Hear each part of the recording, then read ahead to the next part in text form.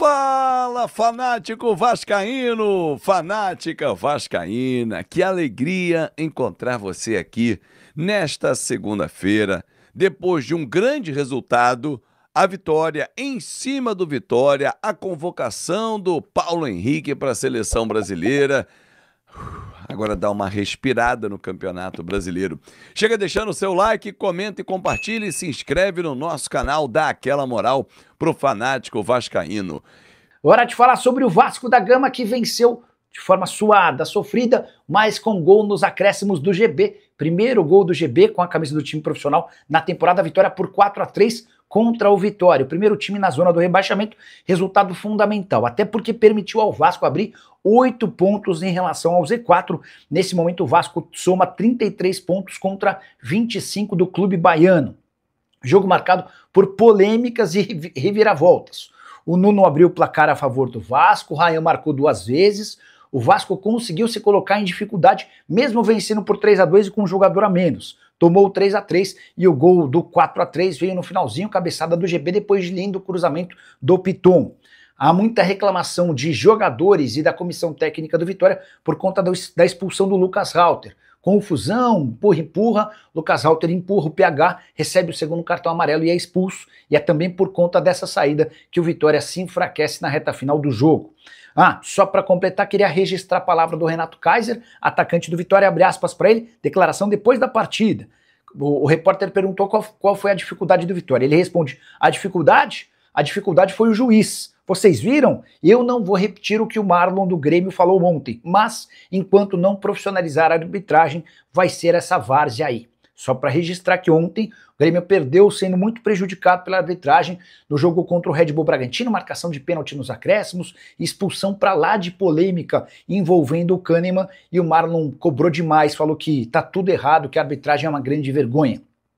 Contei para vocês que o Vasco hoje tem 33 pontos, se distanciando cada vez mais do Z4, enquanto o Vitória se mantém com a 17ª colocação, são 25 pontos conquistados em 27 jogos.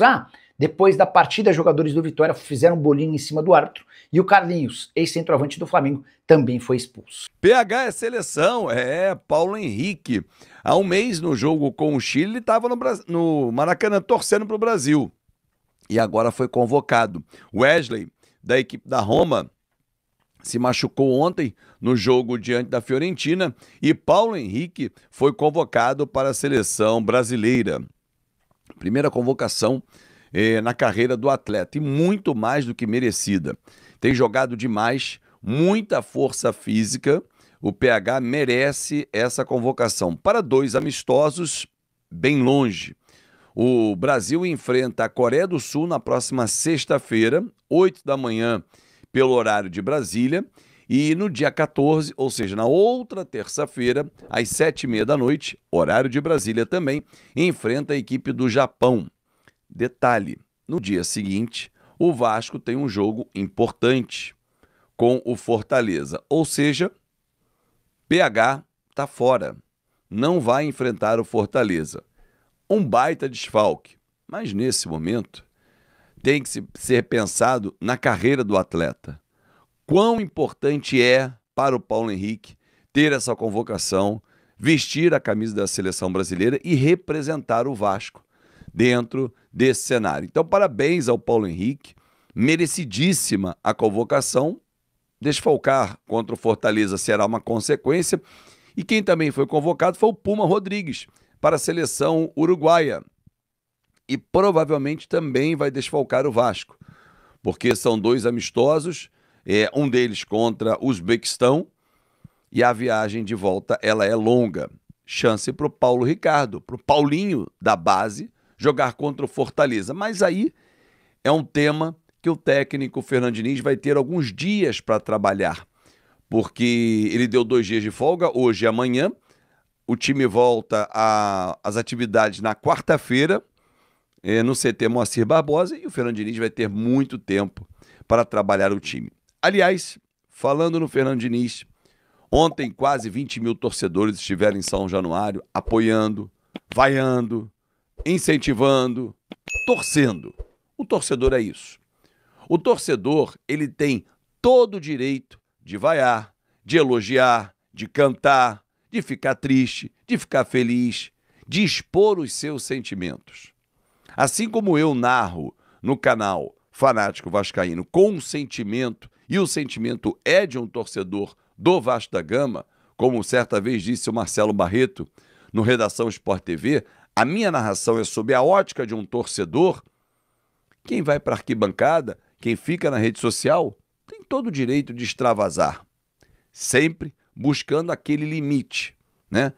Ontem, por exemplo, Leonardo Jardim, ou Léo Jardim, né? Leonardo Jardim é conhecido mais o técnico do Cruzeiro. O goleiro Léo Jardim foi vaiado, com toda a razão. Não fez uma grande atuação, falhou.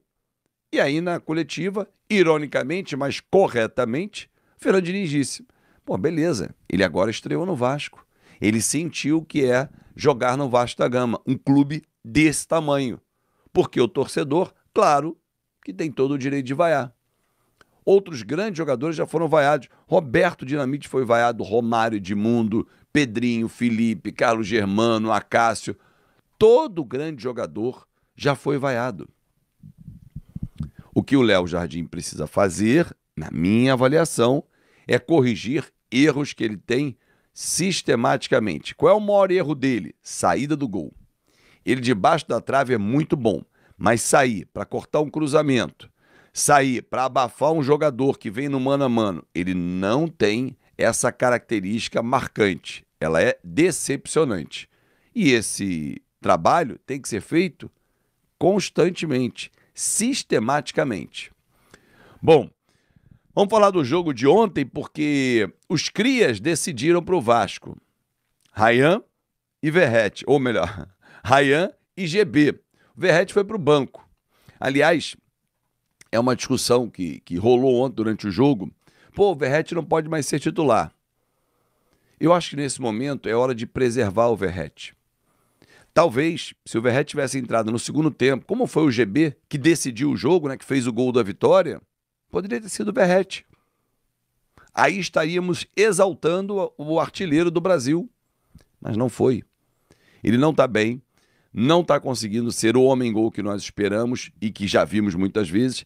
Colocá-lo no banco não é nenhum demérito, nem nenhum motivo de ingratidão. Ah, você está sendo ingrato ao Verratti. Claro que não. Baita atacante, líder, capitão do time, mas nesse momento não atravessa a boa fase. Há mais de um mês que ele não faz um gol.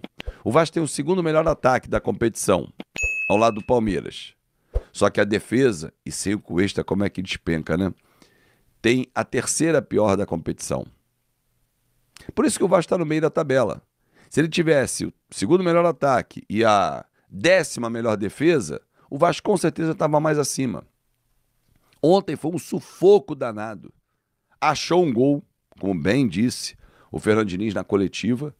Primeiro tempo horroroso, tomou a virada, veio o segundo tempo e aí foi outra postura. Com a saída do Verratti, o time ficou muito mais rápido. Rayan de falso 9 funcionou muito bem. Tem presença de área, tem força. Um acerto do Vasco não ter liberado ele para o Mundial Sub-20. Aliás, o Ramon Menezes foi demitido após a eliminação da seleção brasileira. E o Rayan ter ficado foi um grande acerto para o Vasco da Gama.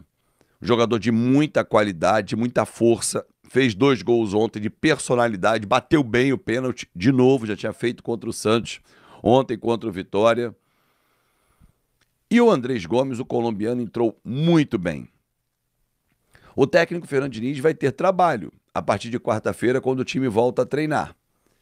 Mas, na minha avaliação, um time mais rápido contra o Fortaleza, que ontem venceu de virada fora de casa o Juventude por 2-1 e respira ainda na zona de rebaixamento para sair e se livrar desse rebaixamento para 2026. O Andrés Gomes de um lado, Nuno do outro, Rayan de falso 9, por que não? Deixa o Verratti como opção, o GB como opção no banco de reservas. Aliás, ontem o Diniz elogiou muito o GB. Se não é um jogador tradicional, ele é classudo, ele tem presença de área, ele não começou bem o jogo, como não foi bem contra o Corinthians, ficou muito nervoso, mas depois ele entrou no jogo e teve a chance e matou. 3 pontos na conta, o Vasco é o 11º colocado, era o 10º, mas o Ceará venceu o Santos por 3-0, acabou caindo para a 11ª posição. Agora é olhar para frente. Estamos a 8 pontos à frente do Z4, mas temos que mirar lá em cima. O G6 tem 10 pontos de diferença para nós. G6 é a área de classificação para a Libertadores. Porém, para o 7º colocado, o Vasco está a 5 pontos. E isso é que é importante, porque o G6 pode virar G7, porque Palmeiras e Flamengo estão na Libertadores. Se um deles conquistar, abre mais uma vaga. Dá para mirar lá em cima? Dá. Vamos ver o que vem por aí. E aí, pessoal, beleza? Não se esqueçam de se inscrever no canal, deixar o seu like e ativar o sininho das notificações. Um forte abraço e até o próximo vídeo com mais notícias sobre o Vasco da Gama.